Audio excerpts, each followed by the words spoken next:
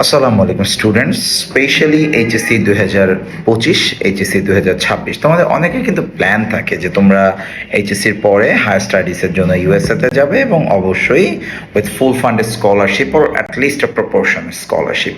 তো এটা করার জন্য আসলে তোমার কী কী কোয়ালিটিস দরকার? তোমরা অনেকেই কোয়েশ্চেন করবে, আমার তো স্কলারশিপ নিয়ে যাওয়ার ইচ্ছা, কি করব? তাই আমি ভাবলাম যে তোমাদের জন্য একটা ছোট্ট ভিডিও বানিয়ে দিই। মোটামুটি একটা basic guideline. I am not a pro, আমি তো আর স্কলারশিপ পাই নাই, বাট অ্যাজ আমি এটা নিয়ে কাজ করি, সো আমি যতটুকু জানি টুকটাক সেটা নিয়ে একটা ভিডিও বানাচ্ছি। ফার্স্ট থাকতে তোমার কি কি থাকতে হবে? ফার্স্ট, তোমার ভালো একটা একাডেমিক রেজাল্ট। আর যেহেতু তুমি আন্ডারগ্রেডে যাচ্ছ, সেটার জন্য আসলে ওই যে তোমার জিপিএ পাইপ, অর্থাৎ যদি একটু জিপিএ 5 টাইপ থাকে, জাস্ট গুড এনাফ। এটা গেল একটা স্টেজ।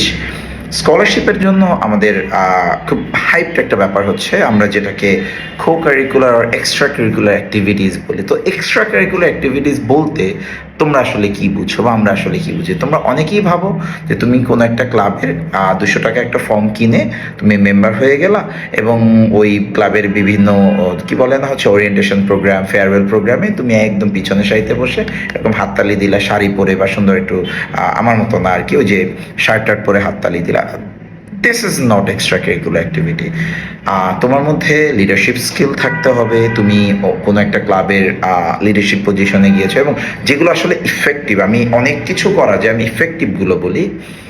তুমি ট্রাই করো, যদি তোমার খুচরা অল্প কিছু টাকা পয়সা থাকে, ছোট একটা স্টার্ট আপ, হ্যাঁ, অর্থাৎ তুমি একজন অন্টারপ্রেনার হওয়ার চেষ্টা করো। তোমার একটা বিজনেস প্ল্যান আছে, তুমি এটা স্টার্ট করো। তুমি এটা অ্যাড করতে পারবে যে ভাই আমার এই প্ল্যানটা আছে, আমি এটা আসলে এক্সপ্লোর করতে চাই, এটা এক্সপ্যান্ড করতে চাই, সো তোমরা আমাকে আসলে একটা সুযোগ দাও। সো এইটা একটা হইতে পারে। তুমি যদি পারো, খুবই ভালো হয় যে বিভিন্ন এনজিওসগুলো যেমন রয়েছে আমাদের, গ্রামীণ ব্যাংক বলতে পারি, ব্র্যাক বলতে পারি, টিএমএসএস বলতে পারি, আদার্স অনেক এনজিও আমাদের দেশে রয়েছে। এই এনজিওগুলোতে যদি তুমি কোনো লিডারশিপ রোল প্লে করতে পারো, ওদের অনেক ছোট বাচ্চাদের জন্য ওরা অনেক ছোট ছোট ছোট ছোট ক্লাব অর্গানাইজেশন মেনটেন করে, এইগুলোতে যদি তুমি লিডারশিপ রোলে যেতে পারো, এটা একটা খুব সুন্দর ব্যাপার হতে পারে।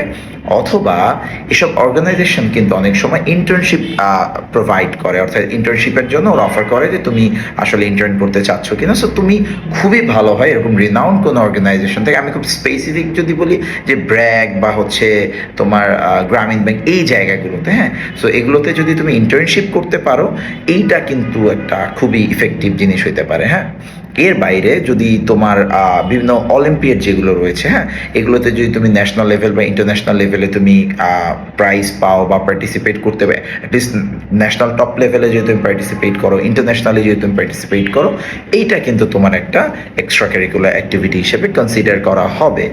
এর বাইরে স্পোর্টস একটা বড় জায়গা রয়েছে। তুমি যদি স্পোর্টসে ভালো কিছু করো, এখন এটা না যে ভাই আমাদের ওই এলাকায় তো খ্যাপ ক্রিকেট খেলা হয়, ওইখানে তো ভাই আমি হেলিকপ্টার বাবলুর সাথে খেলেছি, এটা আসলে খুব একটা কাজে দিবে না। যেগুলো আসলে অফিসিয়াল জায়গা, ধরো তুমি বিকেএসপিতে ছিলে বা হচ্ছে তুমি সেকেন্ড ডিভিশন, ফার্স্ট ডিভিশন খেলেছো, বা কোনো এরকম অফিসিয়াল যেগুলো আসলে রিকগনাইজ কোনো জায়গায় তুমি খেলাধুলা করেছো, এটার কোনো সার্টিফিকেশন যদি থাকে, এইটা কিন্তু তোমার extra curricular activity. So these are the thing যেগুলোকে এর বাইরে অবশ্যই তুমি মান করতে পারো। MUN, মডেল ইউনাইটেড নেশন, এটাতে তো যদি তুমি পার্টিসিপেট করো, তারপরে হচ্ছে আমরা যদি বলি ডিবেটিং ক্লাবটা হতে পারে, এই জায়গাগুলোতে যদি তুমি প্রপারলি পার্টিসিপেট করো এবং এইটার যদি সার্টিফিকেশন থাকে, এইটা তুমি কিন্তু তোমার অ্যাপ্লাই করার সময় অ্যাড করতে পারবে অ্যাজ এক্সট্রা কারিকুলার অ্যাক্টিভিটি।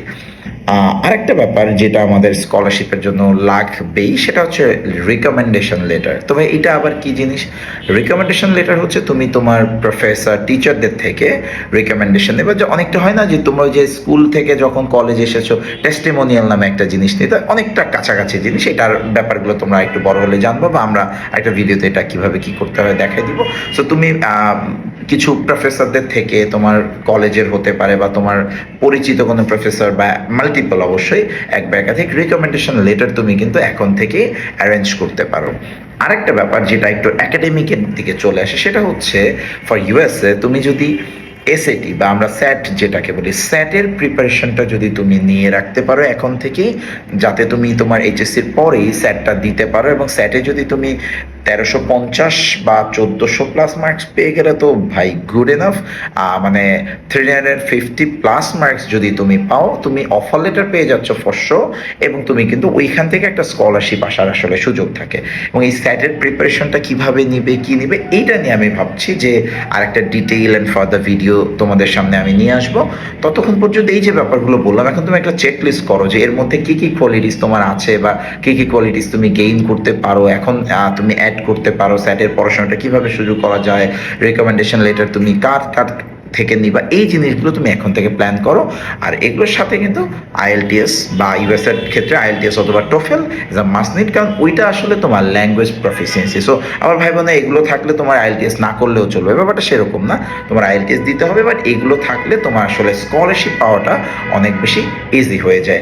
আশা করি আমি অল্প জ্ঞানে টুকটাক তোমাদেরকে বোঝাতে সক্ষম হয়েছি। Still if you people have any question, queries, doubt, feel free to ask me in my comment section on YouTube and Facebook as well. And don't forget to follow our page to get more videos like this and subscribe our channel. Thanks for watching.